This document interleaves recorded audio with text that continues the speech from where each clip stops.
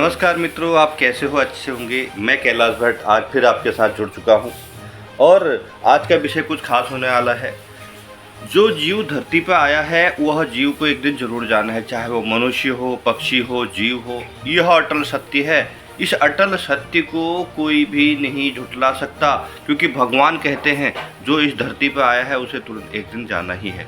वह अपने कर्मों को लेकर जाता है और वो कर्म कैसे होने चाहिए वह यह बताया गया है। गरुड़ पुराण में सारी बातें आपको विस्तार पूर्वक बताई गई है। भगवान कहते हैं क्या तेरा क्या मेरा, सब कुछ यहीं रह जाना है। तो गरुड़ पुराण में जो बताया उसके अनुसार आज मैं आपको एक संक्षिप्त विवरण बताने जा रहा हूँ, एक छोटी सी बात बताने जा रहा हूँ। जब अंतिम शव यात्रा में आप जा रहे हैं और तो विशेष बातों का आप जरूर ध्यान रखें। इन बातों का आप ध्यान रखते हैं तो आपका जीवन सुखमय हो जाएगा। क्योंकि जैसे पानी में बुलबुला है ऐसे फूट जाता है और आदमी चला जाता है। मृत्यु पर विजय पाने का प्रयास किया लेकिन कोई भी सफलता नहीं मिल पाई। कई लोग मृत्यु पर विजय पाने के करते हैं तो उनको सफलता नहीं मिल पाती है, क्योंकि वह भगवान के हाथों पर निश्चित है। भगवान जो है कभी भी किसी को किसी प्रकार का कष्ट नहीं आने देते, मगर विधि का विधान भगवान के हाथ में। भागवत गीता में भगवान श्री कृष्ण कहते हैं मृत्यु एक ऐसा सत्य है जिसे टाला नहीं जा सकता। जिसने जन्म लिया है उसकी मृत्यु निश्चित है। मृत्यु उपरांत रिश्तेदार और परिजन मृत आत्मा की विदाई के लिए जब शमशान भूमि में लेकर जाते हैं तो उसे शव यात्रा, जानते हैं, शव यात्रा कहा जाता है। और इस शव यात्रा में अर्थी भी आपकी इच्छाएं पूरी करती है। जो अर्थी जाती है, जो जब कोई भी शव यात्रा अथवा अर्थी के बारे में यह वीडियो बनने जा रही है। शव यात्रा व अर्थी जाती है तो हमें क्या करना चाहिए, हमें कैसे भगवान को और कैसे उस अर्थी को प्रणाम करना चाहिए।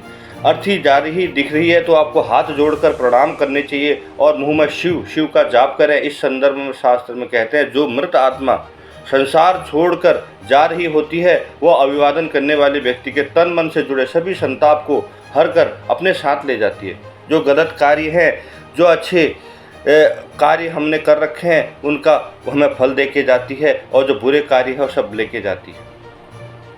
मनुस्मृति में कहा गया कि शव यात्रा यम के द्वार तक ले जाते समय ध्यान रखें कि गांव अवश्य जाएं। शव यात्रा में जाते समय सांसारिक बातें करने की अपेक्षा भगवान नाम का सिमरण करें, राम नाम का सिमरण करें और मृत आत्मा की शांति के लिए प्रार्थना करें।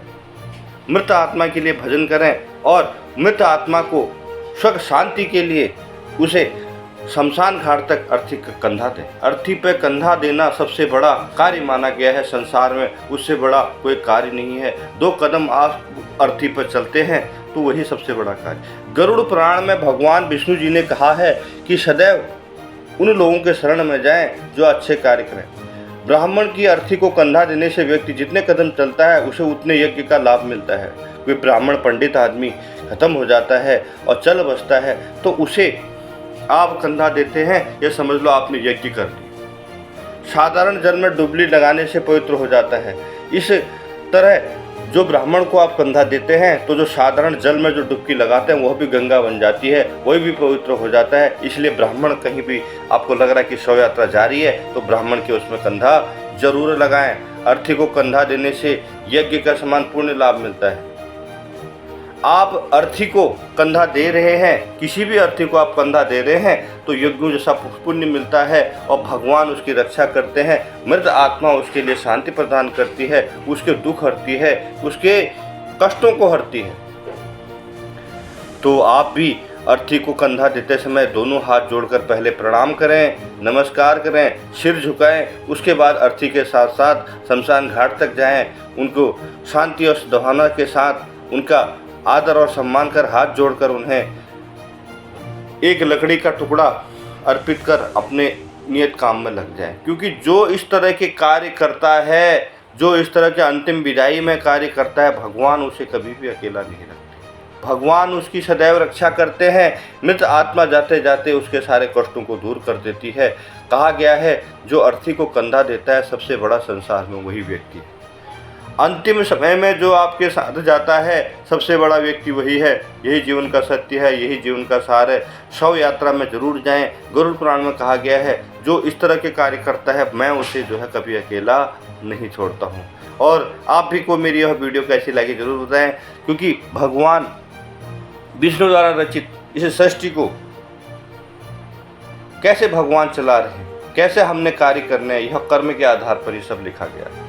इसी के साथ आज का वीडियो यही समाप्त होता है। शव यात्रा में जाएं तो दोनों हाथ जोड़कर दंडवत प्रणाम कर शव यात्रा अंत तक जरूर जाएं। अंत तक ना भी जाएं तो कुछ कदम चलकर कंधी पर अर्थी पर जरूर लगाएं, जिससे आपके सारे मनोफल पूर्ण होंगे। बहुत बहुत धन्यवाद लॉर्ड भक्त चैनल में जुड़ने के लिए। नमस्कार, आपका दिन शुभ हो, मंगलमय हो। भगवान विष्णु आपकी सारी मनोकामनाएं पूर्ण करे। जय श्री राम। राम राम राम राम जपते रहें, शिव का जाप करते रहें और अपने जीवन को खुशहाल बनाएं, सुख शांति बनाएं। क्योंकि जो प्रभु के गुण गाता है, प्रभु के गुण आधार पर चलता है, भगवान उसे कभी भी कष्ट नहीं आने देते। जो कष्ट आपको आएंगे वह कष्ट आपके कर्मों के आधार पर आएंगे, मगर भगवान सदैव आपके साथ है और भगवान के बताए गए रास्तों पर चलकर अपने जीवन को आगे बढ़ाएं। बहुत बहुत धन्यवाद। नमस्कार, मेरे साथ जुड़ने के लिए। आपका दिन शुभ हो, मंगलमय हो। भगवान श्री कृष्ण, भगवान विष्णु भगवान 33 कोटि देवता आपके ऊपर कृपा बनाए रखें, आपके सारे कार्य सफल हों। जय श्री राम, जय श्री राधे। एक बात जरूर सुने, वीडियो के अंत में जय श्री राम जरूर लिखें, राम राम जरूर लिखें। मन को अपार शांति मिलेगी। 108 बार राम का जाप करें और यह कार्य नित्य करें, आपके पुण्य कर्म सफल होएंगे। बहुत बहुत धन्यवाद। नमस्कार, आपका दिन शुभ हो, मंगलमय हो। मैं कैलाश भट्ट लेता हूँ अनुमति। कल नई वीडियो में आपके साथ फिर आऊँगा। कल की वीडियो होने वाली है खास। आज का वीडियो को बनाए आप शेयर करें और आगे बढ़ाते जाएँ। बहुत बहुत धन्यवाद। नमस्कार, बाय बाय, बाय बाय। बहुत बहुत नमस्कार। जय श्री राम।